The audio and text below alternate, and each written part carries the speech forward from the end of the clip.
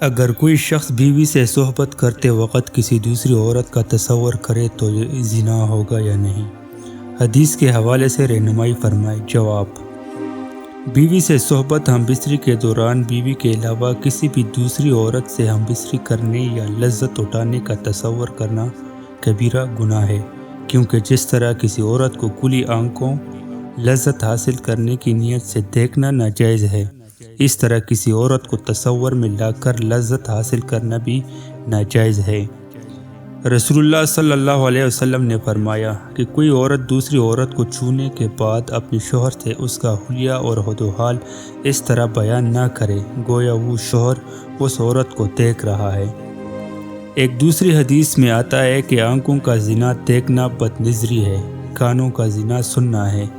اور زبان کا زنا فحش گفتگو کرنا ہے،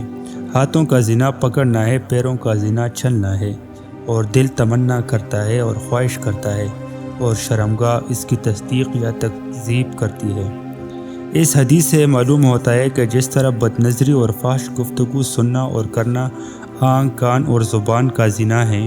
اسی طرح دل میں گندے اور ناجائز تصورات لانا نفس کا زنا اور حقیقی زنا کا پیش خیمہ ہے۔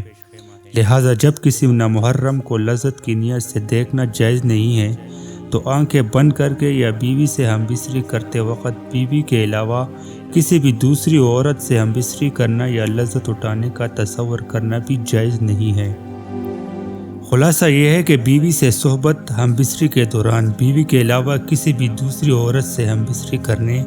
یا لذت اٹھانے کا تصور کرنے کو ایسا زنا تو قرار نہیں دیا جا سکتا ہے جس کے شرعی ثبوت کے صورت میں کوڑے لگانے یا سنسار کرنے کی سزا مقرر ہے۔